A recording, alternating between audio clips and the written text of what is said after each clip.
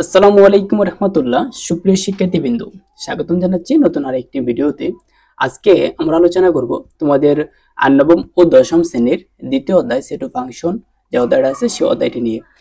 এর আগে আমরা এই অধ্যায়ের উপরে কিছু ভিডিও দিয়েছি, যে ভিডিওতে আমরা এই অধ্যায় ভিত্তিক বেসিক গুলো আলোচনা করেছি। তারপর ওয়া 1, 2 এবং 3, 4 পর্যন্ত প্রশ্ন আলোচনা করেছি। এই ভিডিওটি যদি তোমরা দেখে না থাকো তাহলে আমাদের চ্যানেল ভিজিট করার পরে দেখবা প্লেলিস্ট নামের একটা অপশন আছে, সেই প্লেলিস্টের মধ্যে গিয়ে তোমরা বাকি এর আগের ভিডিওগুলো দেখে নিতে পারো। প্রিয় শিক্ষার্থীবৃন্দ, আজকে আমরা 5 নম্বর অঙ্ক থেকে শুরু করব। তোমাদের পাঠ্য বইয়ের যে 5 নম্বর প্রশ্নটা আছে সেই 5 নম্বর প্রশ্ন থেকে আজকে শুরু করব। সো তোমরা প্রশ্নটা লক্ষ্য করো, কি বলছে।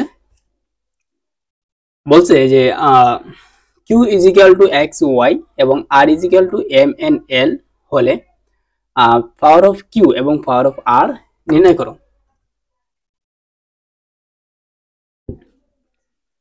সো তোমাকে প্রথমে বুঝতে হবে পাওয়ার অফ কিউ এবং পাওয়ার অফ আর বলতে কি বোঝায়। তো আমরা একটু এই বিষয়টা একটু আইডেন্টিফাই করে নিই, পাওয়ার অফ কিউ এবং পাওয়ার অফ আর বলতে কি বোঝায়।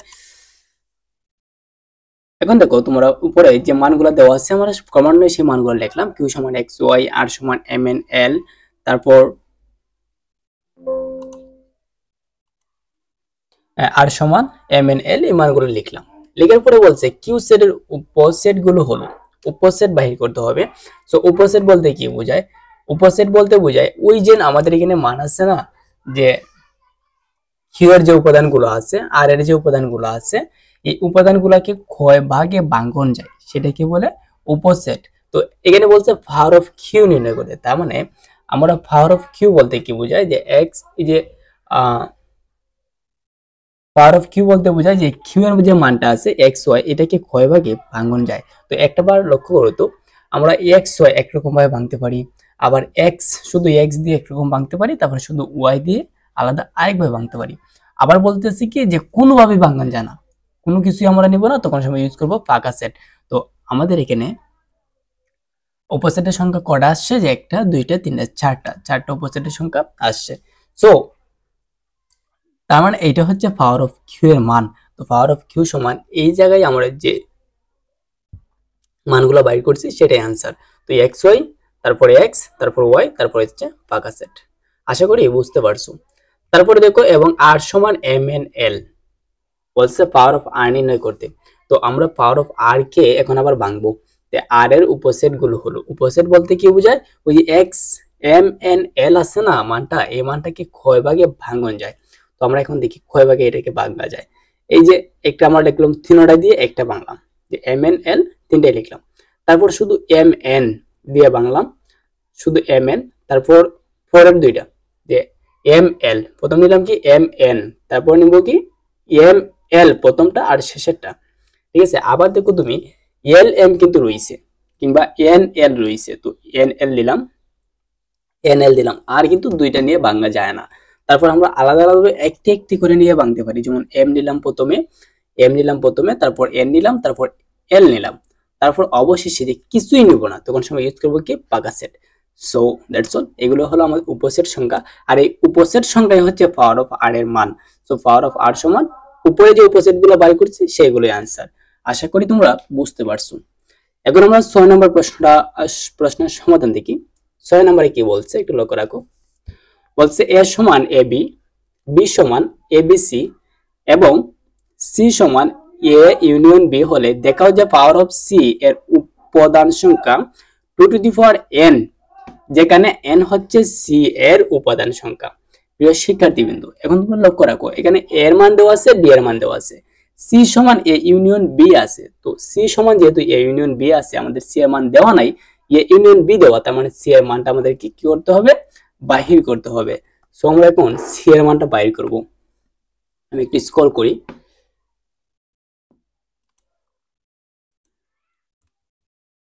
ওকে,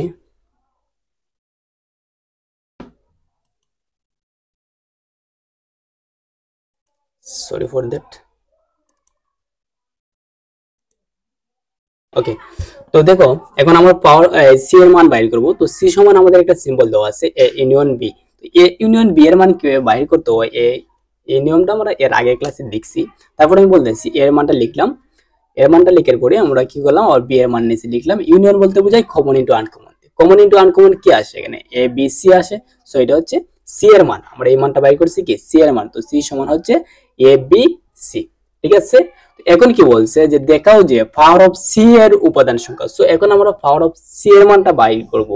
তো লিখবো কি সি এর উপসেট গুলো হলো, সি এর উপসেট, এই যে সি আছে এটার উপসেট ওই আগে যেভাবে দেখছিলাম সেম ভাবে ভাঙবো। তো প্রথমে আমরা 3টা নিলাম, তারপর প্রথমটা আর দ্বিতীয়টা নিলাম, তারপর দ্বিতীয়টা আর তৃতীয়টা নিলাম, তারপর কি করব আবার প্রথমটা আর শেষেরটা নিলাম। তো এইভাবে দুইটা করে নিয়ে ভাঙা যায়। এখন আমরা একটা করে নিব। প্রথম নিলাম শুধু এ, তারপর নিলাম শুধু বি, তারপর শুধু সি, তারপর পাকা সেট, ফাইনালি আমরা কিছু নিব না, এই জন্য পাকা সেট নিব। আশা করি বুঝতে পারছো। আর ওই যে সি এর উপসেট গুলা, এইটাই হচ্ছে পাওয়ার অফ সি এর মান। যেগুলো উপসেট বাইর করছি সেটাই হচ্ছে পাওয়ার অফ সি এর মান। এখন পাওয়ার অফ সি এর উপাদান সংখ্যা কয়টি আছে দেখো তো। এই যে একটি, দুইটি, দুইটি, তিনটি, চারটি, পাঁচটি, ছয়টি, সাতটি, আটটি।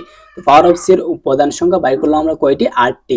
তার মানে লিখলাম কি পাওয়ার অফ সি এর উপাদান সংখ্যা হচ্ছে 8। ওই 8টি আমরা ওই যে বলছে উপাদান সংখ্যা 2 টু দি পাওয়ার n, তার মানে ভিত্তি 2 রাইখা পাওয়ার কত আসে সেটা দেখব।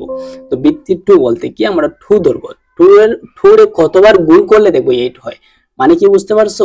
যেমন ধরো আমরা বললাম যে 2 গুণন 2 গুণন 2, 2 যদি আমরা 3বার গুণ করি তাহলে কিন্তু 8 হয়। কিভাবে? 2 দুগুণে কত 4, আবার এখানে হচ্ছে কি 2, তো 4 দুগুণে হতো 8, ঠিক আছে। 4 দুগুণে হচ্ছে কি ওই যে 8টা আসছে, তার মানে 2 টু দি পাওয়ার কিউ লিখতে পারি আমরা। তারপরে কি বলছে দেখো, বলছে যেখানে n হচ্ছে সি এর উপাদান সংখ্যা। তো ওই যে n হচ্ছে, n বলতে কি ওই যে পাওয়ার n আছে না, ওই nটা, এই nটা হচ্ছে সি এর উপাদান সংখ্যা। তো সি এর উপাদান সংখ্যা কয়টা বাই করছিলাম, 3টা, তার মানে n 3 বাই হইছে, তার মানে আমাদের आंसर ঠিক আছে। তো সি এর উপাদান সংখ্যা n হলে পাওয়ার অফ সি এর উপাদান সংখ্যা টু দি পাওয়ার n, এটা হচ্ছে आंसर। সো আশা করি তোমরা বুঝতে পারছো। এখন আমরা ফরের মানটা দেখব। 7 নম্বর প্রশ্নটা একটু লক্ষ্য রাখো। 7 নম্বরে কি বলছে দেখো, আমি একটু ঝুম করি তাহলে তোমাদের বুঝতে সুবিধা হবে, লেখাগুলো স্পষ্ট আসবে। ওকে, এখন দেখো 7 নম্বর প্রশ্নের মধ্যে বলছে যে এক্স ক, এখানে কিন্তু খ খ আলাদা আছে। তো ঘরের মধ্যে বলছে x minus 1 y plus 2 is equal two y minus 2 2x plus 1 হলে x এবং y এর মান নির্ণয় করো। তো আমাদের বলছে কি x এবং y এর মান নির্ণয় করতে। সো এখানে ক্রমজোড়ের একটা শর্ত আছে। ক্রমজোড়ের শর্ত কি, প্রথমে আমরা খ এর যে মানগুলো আছে সেই মানটা লিখে নিলাম, দেওয়া আছে দিয়ে উপরে যে মানটা আছে সেই মানটা লিখলাম। তারপর ক্রমজোড়ের সংজ্ঞা অনুসারে, ক্রমজোড়ের সংজ্ঞাটা বলতে কি বোঝায়, যে এই দেখো যে মানগুলো দেওয়া আছে, দেখো সমানের এই পাশে একটা মান দেওয়া আছে আর সমানের এই পাশে আরেকটা মান দেওয়া আছে, ঠিক আছে। এখন সমানের এই পাশে যে মানটা আছে এটার প্রথমটা নিবা, আর সমানের এই পাশে যে মানটা আছে এটার প্রথমটা নিবা। এটা হচ্ছে ক্রমজোড়ের সংজ্ঞা অনুসারে। তো এই যে প্রথমটা নিলাম x মাইনাস 1 সমান, সমানের 4 এর প্রথমটা নিলাম y মাইনাস 2। এখন তোমরা যে সূচকগুলো আছে এগুলো আলাদা করে নিবা। মানে আমার যে এখানে যেহেতু y আছে, তো yটারে আমি আলাদা করে নিব। স্যার এখানে আলাদা করে নাই, তো তোমরা আলাদা করতে পারো। যেমন করতে পারো কিভাবে, যে x মাইনাস ওই যে y আছে, ওয়াইটা এখানে প্লাস, এদিকে গেলে কি হবে minus y is equal two, এখানে মাইনাস 2 আছে লিখলে মাইনাস 2, আর এখানে মাইনাস 1 এদিকে আসলে হবে কি প্লাস 1। এইভাবে তোমরা লিখতে পারো। তো x মাইনাস y সমান আসবে কি, যে মাইনাস 2 থেকে 1 বাদ দিলে থাকবে কি মাইনাস 1, এটা সমীকরণ ধরতে পারো, ঠিক আছে। তো এখানে আমরা যেহেতু লেখার সময় ধরি নাই, সমস্যা নাই। এভাবে তোমরা দুইটা সমীকরণ রেখে দিবা, যেহেতু দুইটা মান আছে। প্রথমটা নিলাম আর সমানের পরের প্রথমটা, আবার সমানের আগের দ্বিতীয়টা, সমানের পরের দ্বিতীয়টা, এই দেখো সমানের আগের দ্বিতীয়টা, সমানের পরের দ্বিতীয়টা, এটা ধরলাম 2 নম্বর সমীকরণ। আশা করি তোমরা বুঝতে পারছো। এখন কি করব, যে সমীকরণ 1 হতে পাই, সমীকরণ 1 কি, এই যে সমীকরণ 1 হতে কি পাই দেখো তো, x minus 1 is equal two y minus 2, x minus 1 is equal to y minus 2। আমি একটু একত্রিত করে নেই, সরি ফর দ্যাট, ভেঙে যায় ফন্টগুলো। আচ্ছা দেখো এক নং হতে পাই।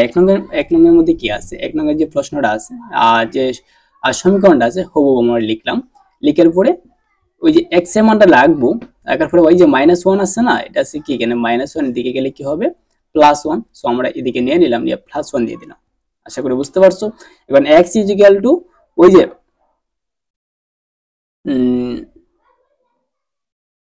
এই যে দেখো x এই যে -2 থেকে 1 বাদ দিলে কি থাকবে, -1, বড় সংখ্যার চিহ্ন বসবে -1। সো x এর মান আমরা পাইলাম।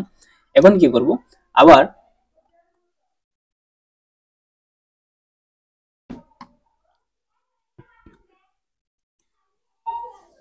তারপর সমীকরণ 2 এ x এর মান বসিয়ে পাই। এই যে সমীকরণ 2, উপরে যে সমীকরণ 2টা ছিল, সেই সমীকরণ 2 এর মধ্যে আমরা x এর মান বসাবো। তো সমীকরণ 2 কি ছিল একটু দেখো। সমীকরণ 2 ছিল y + 2 = 2x + 1। তো ওই সমীকরণের মধ্যে আমরা কি বসাবো, যে x এর যে মানটা আছে এই x এর মানটা বসাই দিব। তো x এর এই যে এখানে x আছে না, এই x এর জায়গায় মানটা কিন্তু বসাবো। তো দেখো একদম ক্রমান্বয়ে উপরে যে মানগুলো ছিল y + 2, এই y + 2 এর জায়গায় আমরা y + 2 লিখলাম, তারপর সমান দিলাম, তারপর ওই যে 2x আছে না, এই 2x আমরা 2 লিখলাম। তো x এর বদলে কি লিখবো, y - 2, যেহেতু x এর মানটা বসাবো, x এর মান কি y - 2 + 1। সো আশা করি বুঝতে পারছো। এখন আমরা পরের মানটা একটু লক্ষ্য রাখো, আমি একটু স্ক্রল করি। ওকে, এখন দেখো তো মান বসাইলাম, বসানোর পরে ওই যে 2 আছে, 2 এটার সাথে গুণরত অবস্থায় আছে, তো 2y আবার 2 1 এর সাথে গুণ হলে হবে 2 একে 2, দেওয়ার পরে +1। ঠিক আছে, এখন কি করব আমরা, যে y এর মান আছে না, y মান দুইটা একদিকে নিব। তো এখানে আছে প্লাস, এর আগে কোনো চিহ্ন নাই বলতে প্লাস, সমান এই পাশে আসলে হবে মাইনাস। আর এখানে আছে প্লাস, সমান এদিকে আছে প্লাস, সমান এদিকে গেলে হবে কি -+1। আবার ওই যেখানে -2 আছে সেই -2 লাস্টে লিখলাম। আশা করি বুঝতে পারছো। তো মাইনাসে মাইনাসে কি হবে প্লাস, তো 2 এ 2 কত হবে 4, আবার 4 থেকে 1 বিয়োগ, বুঝতে পারছো। তো এখানে আছে কি -2, একটু দেখো -2, তারপরে +1 আবার -2। তো প্লাসে মাইনাসে কি মাইনাস, তো আমরা হইতেছি কি কেন -1, আবার হচ্ছে কি -2, তো মাইনাসে মাইনাসে প্লাস, তো হচ্ছে কি -3 প্লাস। তো অনেকে প্রশ্ন আসতে পারে, স্যার মাইনাসে মাইনাসে প্লাস বলছেন কিন্তু আবার সামনে মাইনাস লিখছেন কেন। কিন্তু ওই যে চিহ্নটা আছে না মাইনাস, এই চিহ্নটা বলবে বড় সংখ্যা অনুসারে। এখানে বড় সংখ্যা কোনটি 2 আছে না, তো 2 এর আগে যে চিহ্নটা আছে সেই চিহ্ন এখানে বসবে। ঠিক আছে, আশা করি বুঝতে পারছো। এখন এখানে -3 আসলো, তো উভয় পক্ষে যদি একই চিহ্ন একই সংখ্যা থাকে এগুলো বাদ দেওয়া যায়, উভয় পক্ষে মাইনাস আছে, মাইনাসে মাইনাসে বাদ, তো রইল কি y = 3। এখন ওই যে y এর মানটা আছে না, এটা আমরা 3 নাম্বার সমীকরণে বসাই দিব। 3 নাম্বার সমীকরণে বসানোর পরে x = এখানে y ছিল, y এর জায়গায় 3 - 1, তো 3 থেকে 1 বাদ দিলে থাকবে কি 2। তো নির্ণয় মান x = x এর মান আসছে কি 3 আর y এর মান আসছে কি 2, y এর মান আসছে 2। সো এটা হচ্ছে আনসার, x এবং y এর মান। আশা করি তোমরা বুঝতে পারছো। এখন আমরা পরের প্রশ্নটি দেখি, খ নম্বর প্রশ্নটা দেখো। খ নম্বর প্রশ্নের মধ্যে কি বলছে, এখানে বলছে যে ax - 3y, x - 3y, x - 3y, a square - c square = 0, ay - cx, পরে xy এর মান নির্ণয় করো। ঠিক আছে, তো দেওয়া আছে আমার যে উদ্দীপকটা দেওয়া আছে সেম উদ্দীপক আমি এখানে লিখে দিলাম। ক্রমজোড়ের সংখ্যা অনুসারে, ক্রমজোড়ের সংজ্ঞা অনুসারে সমানে এদিকের প্রথমটা সমানে এই পাশের প্রথম সংখ্যাটা। ঠিক আছে, তো সমানে এই পাশে আছে ax - cy, সমানে এই পাশে আছে 0, নিয়ে নিলাম। নেওয়ার পরে কি করবা, তোমার এখানে দেখো এই যে ay আছে, এটাকে যদি আমরা একটু ভেঙে লিখি, কিভাবে লেখা যায়,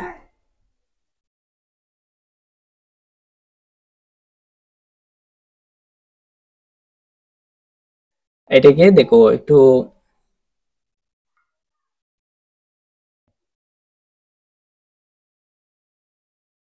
লক্ষ্য রাখো।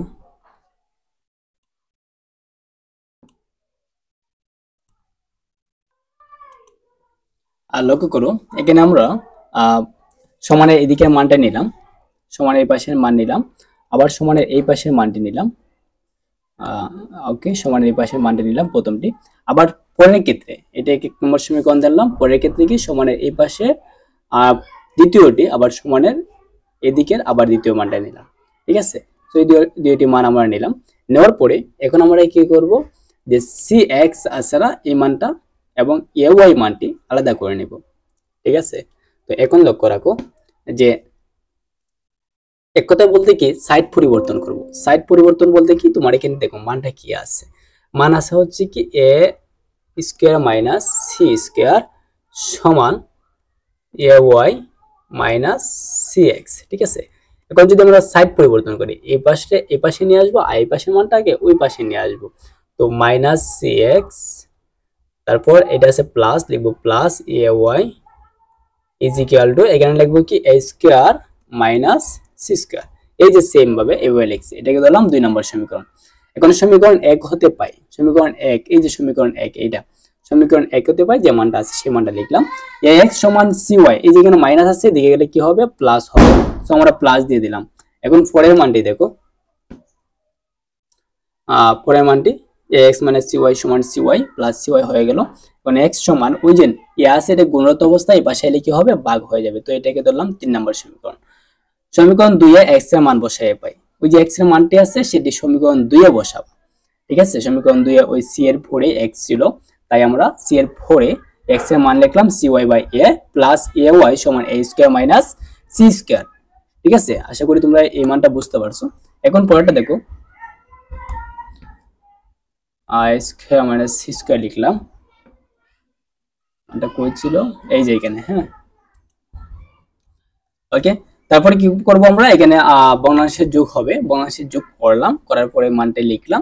লেখার পরে এখন এই মানটার দিকে কমন আসে কি y আসে, যদি y কমন নেই তাহলে থাকবে কি a square minus c square সমান সমান এই পাশে যেমন আছে এইভাবেই।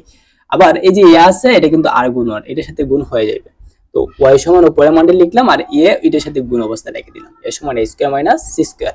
এখন কি হবে, যে উভয় পক্ষকে দেখো a square minus c square, উভয় পক্ষে আছে এই মানটা, তো উভয় পক্ষে সেম মান থাকলে কি করা যায়, বাদ দেওয়া যায়। তো y সমান আছে কি a পাইছি আমরা, সমীকরণ 3 এ y এর মান বসিয়ে পাই। সমীকরণ 3 যে আমরা বাই করছিলাম উপরে, এখানে y এর মানটা বসাই দিবা। তো y এর মান আমরা কি পাইছি, যে a পাইছি। তো ওই যে a এখানে বসাই দিলাম x এর জায়গায়, ঠিক আছে, y এর জায়গায়। তো ca বাই a, তো a যদি আমরা কাইটা দেই তাহলে থাকবে শুধু c।